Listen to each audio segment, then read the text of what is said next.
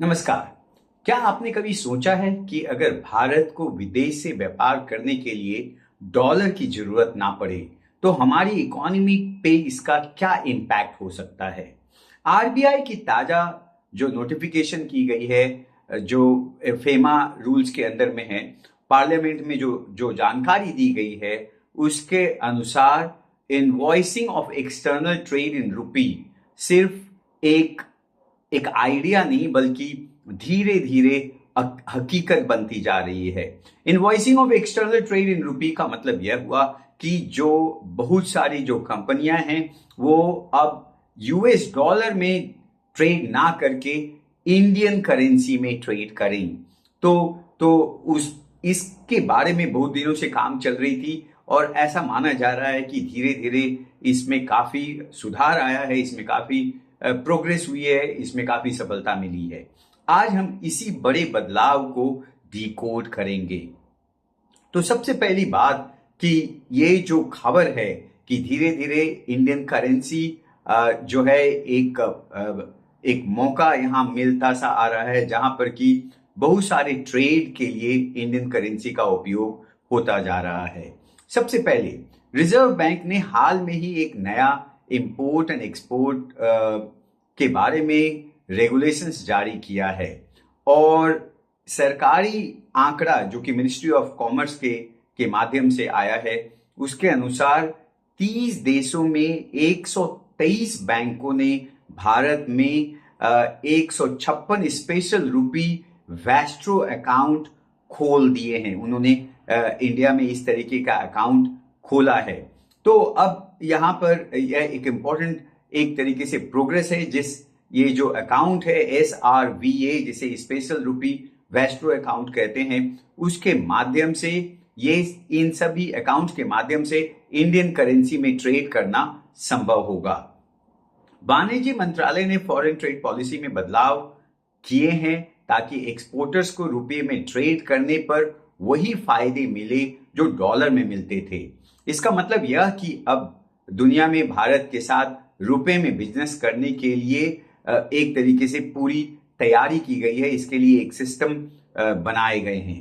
तो अब इसे समझते हैं कि इससे इस तरीके का जो फंडामेंटल चेंज जो आ रहा है, इससे क्या फायदे होंगे या इसमें कौन कौन से इंपॉर्टेंट एलिमेंट होंगे जो हमें समझना होगा।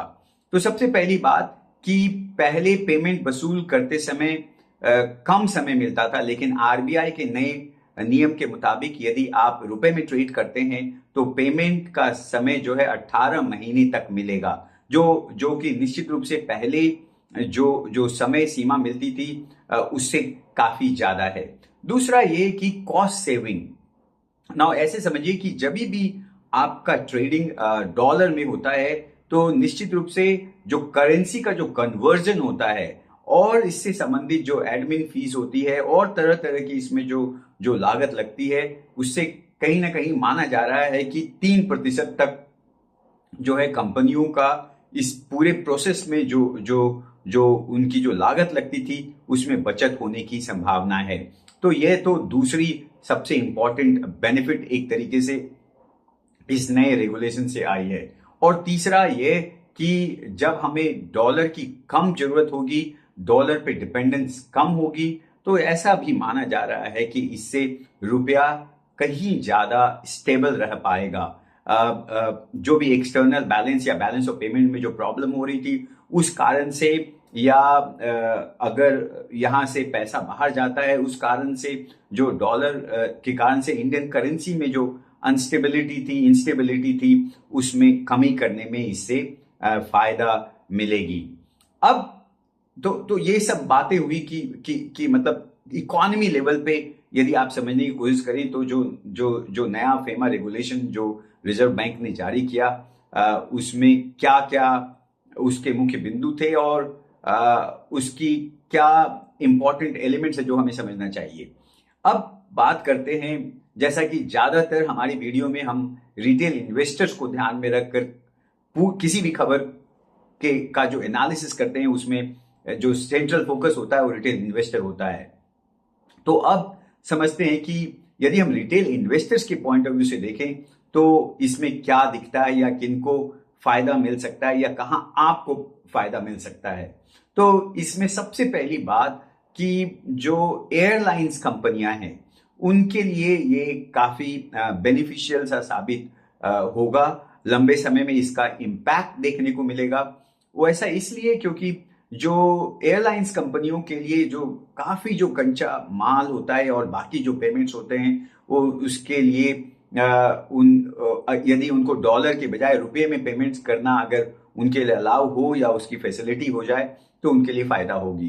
तो निश्चित रूप से आप इसके बारे में डिटेल यदि आप थोड़ा सा भी अगर प्रयास करें तो आपको समझ में आ जाएगा कि भारत की कौन सी मेन एयरलाइंस कंपनी है और उनको उसको उनमें कितना जो है उनका इंपोर्ट या डॉलर में अभी तक पेमेंट करना पड़ता था। तो एक उनके लिए निश्चित रूप से वरदान साबित होगा। फिर बैंकिंग स्टॉक्स में भी इससे फायदा होगा। वो बैंक जो इन इन्वेस्टरो अकाउंट्स को मैनेज कर रहे हैं, माना जा रहा है कि एसबीआई, एचडीएफसी, आईसीआईसीआई इनको इसमें इनके पास ये फैसिलिटी है जहां पर कि इस स्पेशल अकाउंट में ये उनको फैसिलिटेट करेंगे और उस कारण से उनके लिए उनका बिजनेस भी इसमें उनके लिए एक तरीके का इनकम का सोर्स भी बनता हुआ नजर आ रहा है। फिर जो तीसरी बड़ी बात है वो है एमएसएमई स्टॉक्स या छोटे एक्सपोर्टर्स को पेमेंट के लिए जो 18 महीने की छूट मिली है। निश्चित रूप से जो स्मॉल स्केल इंडस्ट्रीज है या उनके लिए काफी ज्यादा फायदेमंद हो सकता है। तो यदि आप लॉन्ग टर्म इन्वेस्टर्स हैं तो इन सेक्टर में आप करेंसी स्टेबिलिटी की वजह से जो एक उनको बेनिफिट्स मिलता हुआ नजर आ रहा है उस पे आप अपना नजर रख सकते हैं। उसके आधार पे आप अपना नजरिया बना सकते हैं। आम आदमी यानी कंज्यूमर्स के लिए भी यह काफी फायदा हो सकता है।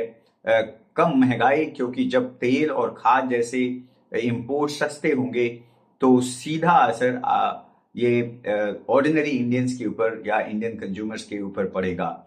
और साथ ही साथ यदि अगर डॉलर के मुकाबले में रुपए का जो वैल्यू है यदि ये कांस्टेंट रहता है तो निश्चित रूप से घूमना या बाहर पढ़ना इसमें भी इनको फायदा मिल सकता है।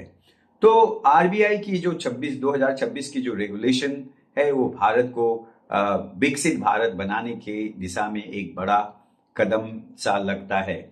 डॉलर की डोमिनेंस को चुनौती देना आसान तो नहीं, लेकिन कहीं न कहीं इसमें एक नींव सी बनती हुई, एक फाउंडेशन सी बनती हुई लगती है।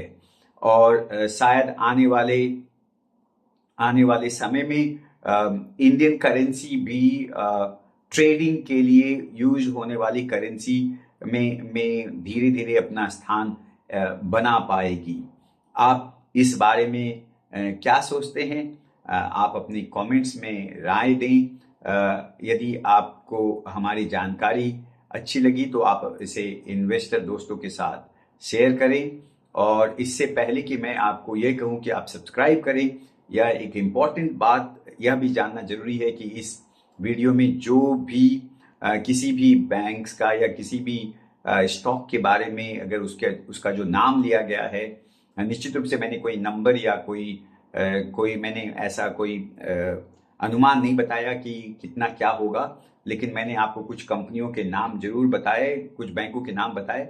निश्चित रूप से यह आपके लिए कोई रिकमेंडेशन नहीं है। आप हमेशा ये जानते हैं कि शेयर मार्केट में इन्वेस्ट करना का अपना एक रिस्क होता है। आप निश्चित रूप से उससे अवगत होकर के ही आप कोई भी कदम उठाएंगे। निश्चित रूप से किसी भी इन्वेस्टमेंट से पहले आप अपने फाइनेंशियल एडवाइजर से इसके बारे में जरूर एक एडवाइस लें और तभी आप निवेश करें। आप हमारे वीडियो को सब्सक्राइब करना ना भूलें। Thank you. मिलते हैं अगले वीडियो में।